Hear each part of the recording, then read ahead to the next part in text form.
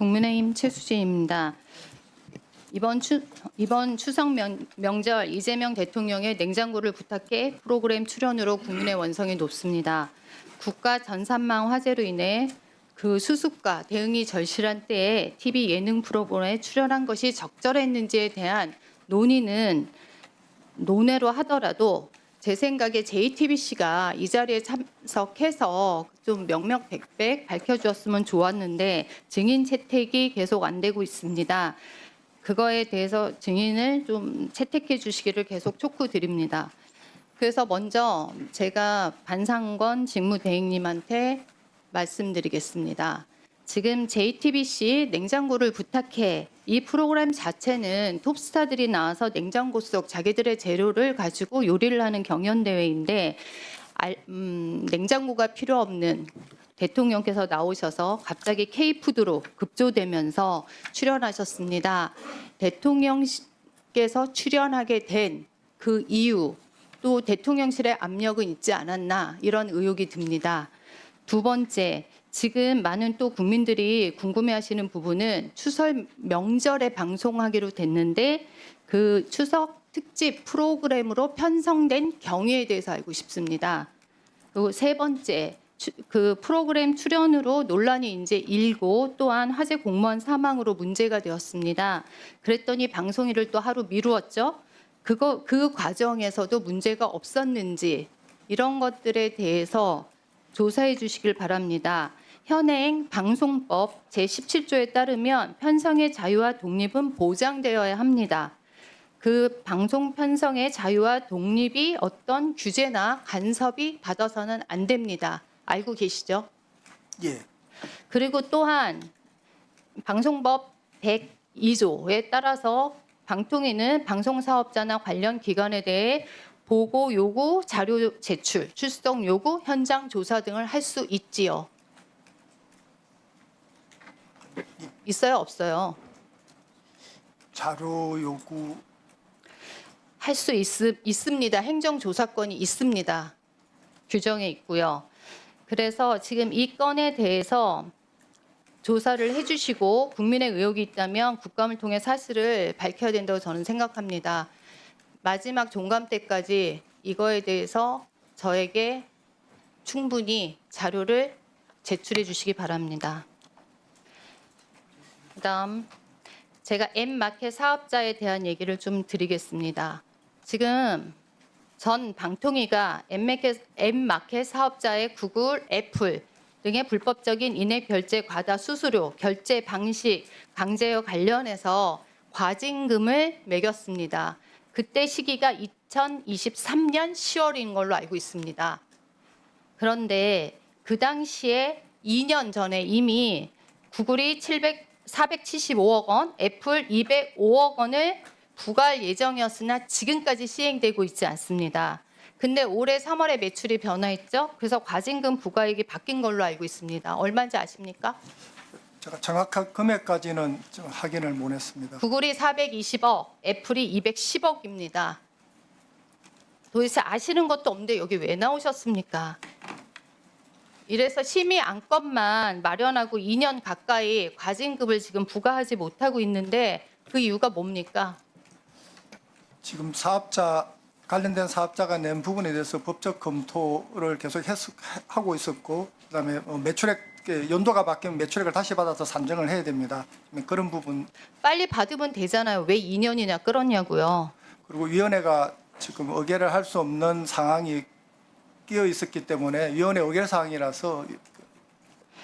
그러니까 계속 2인 체제 지금 그 이슈를 말씀하시는 것 같은데 이재명 정부와 더불어민주당이 그동안 방송 장악, 정파적인 그런 이익을 위해서 일방적으로 방통위의 모든 심의 의결이 지금 거의 진행되고 있지 않습니다.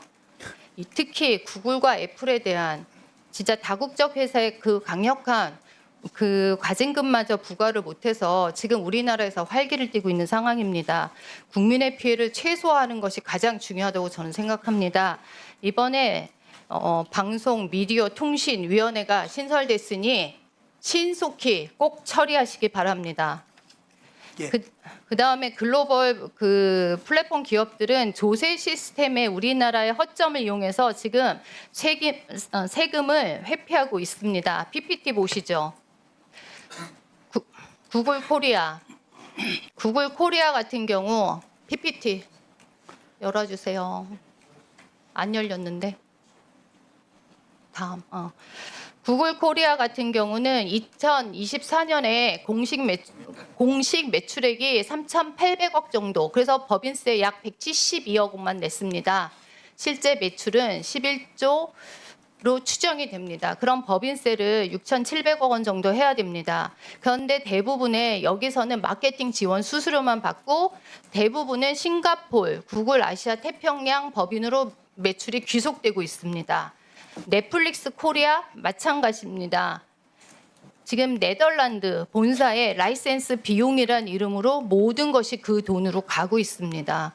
지금 우리가 추정하는 넷플릭스 돈 자체도 한국 내에서 지금 단순히 뭐 그러니까 900억 원 정도만 하지만 실제로 1,800억 원 내외의 추산에 법인세를 내야 된다고 생각을 합니다. 애플 코리아 마찬가지입니다. 우리나라 국내에서는 아이폰, 아이패드나 하드웨어 판매 수익만 갖고 있습니다. 앱스토어 인앱 결제 수수료는 아일랜드 법인으로 가고 있습니다. 어떻게 생각하십니까? 너무 억울하지 않습니까? 지금 의원님 말씀하신 부분은 재정당국에서 지금 그런 관련된 부분에 대해서 그 제도 개선이라든지 그런 부분을 검토하고 있는 것으로 알고 있습니다. 지금 이거는 작년에도 계속 얘기를 하고 있고 구글 코리아만 얘기했지만 지금 넷플릭스, 애플 전체 글로벌 플랫폼 기업들이 다 이렇게 하고 있습니다. 이게 언제까지 마련을 해야 되는지 지금 모두들이 좀 손 놓고 있습니다. 저는 방통위가 이거를 앞장서서 해야 된다고 생각을 하고요. 국세청, 금융이랑 함께 해서 이거에 대한 제도적인 것이 절실합니다. 어차피 뭐 오후에 나와도 별말 안 할 거라고 생각을 합니다. 그래서 실제로 네이버나 다음 카카오 같은 경우는 우리나라에서 10조, 7조의 매출액을 이루고 있는데 너무 턱없이 적은 수준으로고 또 실제로 우리가 추정을 했을 때 그 돈은 0.몇 프로 거의 공짜로 장사하고 있습니다. 그 다음 이런 기울어진 운동장 꼭 저는 이번에 해결해야 된다고 생각을 합니다. 그리고 이런 것들을 해결할 수 있는 세금은 제대로 받으시고 법규가 마련되어야 됩니다. 특히 디지털 서비스에 관한 법안이 마련되어야 된다고 생각을 합니다. 지금 스위스나 프랑스, 영국, 뭐 캐나다, 하물며 인도까지 전자상거래에 대한 상품이나 서비스에 대한 세금을 받고 있습니다. 시행 시기를 보십시오. 벌써 19년도부터 만들어져 있고 2024년 1월까지 해서 다 만들고 있습니다. 그러면 직무대행님, 실제로 글로벌 기업의 이런 법인세에 대한 포괄적인 자료 제출 요구, 실질적인 조사 이런 거를 이렇게 우리가 합당하게 하고 법안으로 만드는 것이 바람직하다고 생각하지 않습니까? 예, 저 방미통위는 조사할 때 그 가진금을 부과하려면 관련 매출액을 받아야 됩니다. 그래서 그런 부분에서 자료 제출을 받을 때 그 관련된 사업자가 허위 자료를 내거나 미제출했을 때 현재 저희들 전기통신사업법은 가태료인데 공정거래법이나 개인정보보호법은 행사처벌까지도 있습니다. 그런 부분에 대해서 좀 규제의 실효성을 높일 수 있는 법 제도 개선이 필요할 거로 생각합니다. 지금 세계적인 추세가 디지털 서비스세를 받는 것이 세계적인 추세입니다.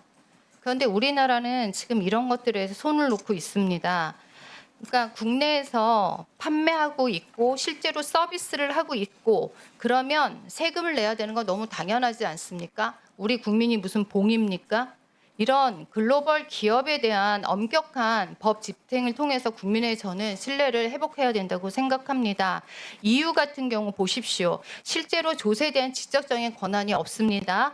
그럼에도 불구하고 EU의 경쟁법 내에 국가 보조금의 규정을 활용해서 조세 회피하는 데에서 우회적으로 제재할 수가 있습니다.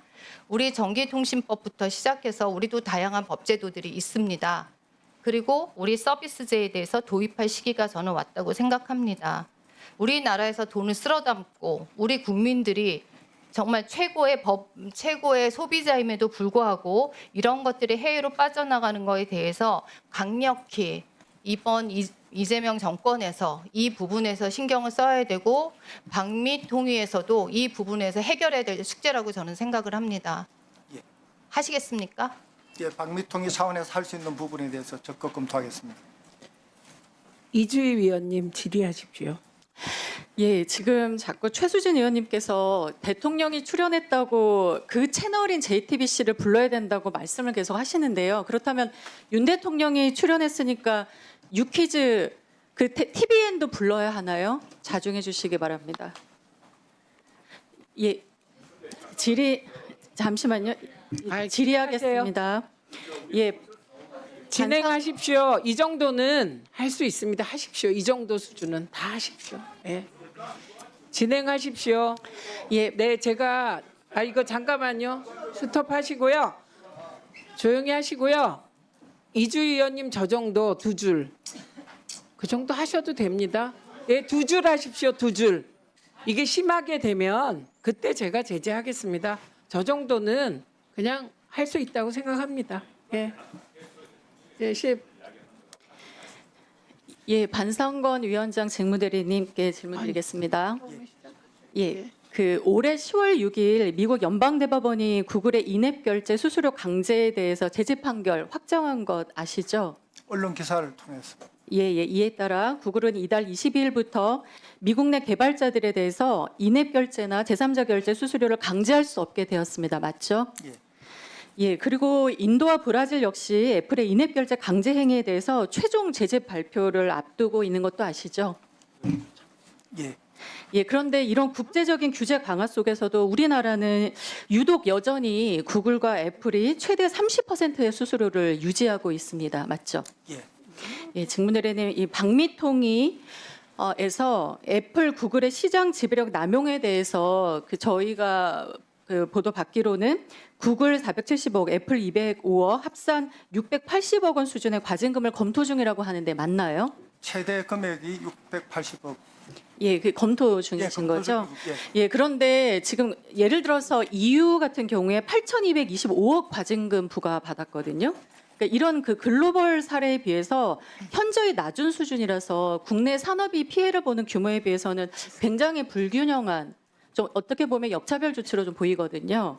어떻게 생각하시나요? 예, 글로벌 외국은 전 세계 매출액을 기준으로 하고 있고 우리나라는 관련 매출액, 국내 관련 매출액 대상 모수 자체가 좀 다릅니다. 예, 그러니까 그 제도에 대해서 좀 일정 정도 개선이 필요해 보이는데요. 예. 그 직무대리님도 아시다시피 우리나라 앱마켓 시장에서 구글과 애플 영향력 이미 95%에 달하고 있죠. 예. 예, 구글과 애플은 전 세계 앱 생태계를 이끌어온 글로벌 플랫폼 기업인데요. 즉 혁신과 성장 그리고 책임을 주쳐야 하는데 지금 우리나라에서는 그런 모습을 전혀 보이고 있지 않은 것 같습니다. 지난 수년간 두 회사가 대한민국의 국민과 개발자와 그리고 스타트업 모두에게 부당한 경제적 피해를 초래하고 있는 현실인 것 같습니다. 직무대리님, 인앱 결제로 구글과 애플이 우리나라 기업들에게 걷어간 수수료 규모 얼마인지 혹시 아시나요? 지금 언론에서는 9조 원이라고. 예, 맞습니다.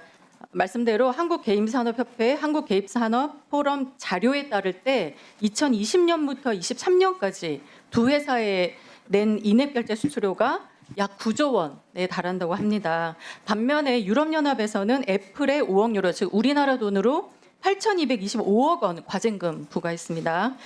애플은 지난해 7월 항소하면서도 이 5억 유로 과징금을 회피하기 위해서 수수료를 10에서 17%로 인하하고 시정 조치를 이행하기도 했거든요. 이게 너무 비교되지 않습니까?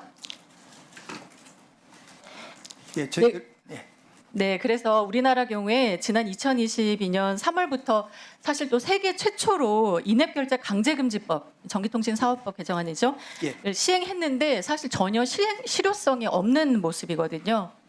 기껏 만든 법안이 빛 좋은 개살구 되는 거 아닙니까?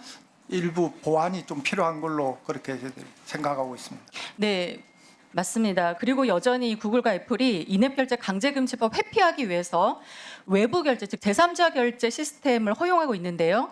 다른 시스템과 연결하면 위험에 노출된다는 보안상 이유, 뭐 또는 개인정보 보호 명목 이런 거 주장하는 것 같아요. 그러면서 26에서 27%로 수수료를 낮췄는데 문제는 여기에 결제 대행 수수료를 더하면 오히려 인앱 결제보다도 더 비싼 수수료를 지급하게 된다는 것이거든요. 알고 계시나요? 예, 저희들이 조사할 때 그런 부분을 조사한 걸로 알고 있습니다. 네, 이 문제에 대해서 제대로 마련해야 될 텐데 이렇게 우리나라 법 취지, 앱 생태계 훼손하면서 대한민국 입법 주권, 시장 질서 가볍게 여기는 태도 반드시 시정하셔야 될 것 같고요. 이런 꼼수와 무시 국민들 많은 피해 입고 있는데 아까 말씀 나눴던 680억 과징금 이거 너무 약합니다. 이보다 더 낮은 과징금 부과될 가능성도 있는 거 아닙니까? 예, 지금 최대 금액이기 때문에 최종 금액은 새롭게 구성될 위원회에서 논의돼서 확정될 예정입니다. 예, 그리고 문제는 이 과징금 액수도 있지만 이후에 그 과징금 이후에 구글과 애플의 대응이라고 볼 텐데요. 그리고 또 실제로 과징금 부과까지 시간이 상당히 많이 걸리지 않습니까? 법적으로. 그래서 이 과정에서 우리 국민들이 입은 피해가 굉장히 막대하게 예상이 되기 때문에 반드시 대응 계획이 있어야 될 것 같습니다. 그래서 이 부분 꼭 종합적으로 검토하셔서 보고해 주시기 바랍니다. 예, 알겠습니다. 네. 그 다음으로 직무대리님 그리고 오광혁 코바코 광고진흥본부장님 두 분께 질문 드리겠습니다. 네, 광고진흥본부장입니다. 네. 두 분 다 공익 광고 자주 보시죠? 네, 저희 제작하고 있습니다. 네, 올해 역시 광복 80년, 디지털 범죄 예방 등등 아주 의미 있는 광고들이 많이 만들어졌습니다. 네, 그렇습니다. 그 중에서 제가 가장 최근에 의미 있게 본 광고가 기후 위기는 비싸다라는 광고였어요. 그 공익 광고가 따분하다는 그런 기존의 인식과 다르게 이것은 이제 기후 위기로 인해서 내가 직접적으로 겪게 될 어떤 물가 상승으로 인한 피해를 잘 접목해서 다루신 것 같더라고요. 네, 그렇습니다. 예, 기후 변화로 인해서 커피값이 8배 상승하고 생물 자원 다양성 감소로 인해서 화장품 값은 5배 상승한다. 그러니까 나를 위해서 지금부터 기후 비용을 줄이자. 이런 내용인 것 같습니다. 예, 이렇게 공익 광고가 사회적 관심사나 공공 문제를 우리 국민과 함께 생각하면서 해결 방안 모색하도록 이끄는 그런 소통형 캠페인으로서 뭐 그 중요성에 우리 국민 모두 다 공감하실 것 같고요. 그런데 문제는 이제 여기서부터인데 공익 광고 영향력이 점차 감소하고 있는 것으로 보여요. 지금 광고 시장이 기존 방송 중심 구조에서 온라인 중심으로 빠르게 재편되고 있기 때문인 것 같습니다. 지금 광고 규모가 몇 배나 차이 나는지 아시나요? 예, 뭐 정확한 수치를 24년 기준으로 방송 광고가 3조 2천억이고 온라인 10조입니다. 예, 맞습니다. 이제 한 3배 정도 네, 차이가 나는 상황인데요. 방송과 통신의 경계가 허물어졌고 또 방송 시장 중심추가 지상파에서 온라인과 모바일, 그중에서도 넷플릭스 같은 OTT 또 온라인 플랫폼 기업으로 넘어간 현실이죠. 그래서 실제로 작년 하반기 국내 총 데이터 사용량 중에서도 1위가 구글, 3위가 넷플릭스, 4위 네이버, 5위 페이스북으로 이들 기업의 매출과 사회적 영향을 정말 지대한 실정입니다. 예, 본부장님, 네. 현재 유튜브나 OTT, 네이버, 카카오 TV 사회적 영향력이 이렇게 확대하면서 해당 매체에 공익 광고를 유료로 송출하고 있지요. 네, 그렇습니다. 그런데 지속적으로 유료 매체에 대한 집행액은 계속 감소하고 있는 것으로 파악이 되는데요. 네, 그렇습니다. 무슨 이유로 감소했나요? 예, 저희 그 공사 사업비와 정부 기금 예산이 그 축소가 되었습니다. 그래서 그 공익 광고 사업 예산이 매년 줄고 있어서 이로 인해서 유료 매체 집행액도 감소하고 있습니다. 네, 유튜브에 집행되던 양을 OTT, 네이버, 카카오 TV 같은 SMR에도 더 추가해야 되지 않을까요? 네, 저희가 그 시청자 미디어 이용 환경 변화에 맞춰서 2024년부터 OTT에도 저희가 그 유료 공익 광고를 집행을 하고 있습니다.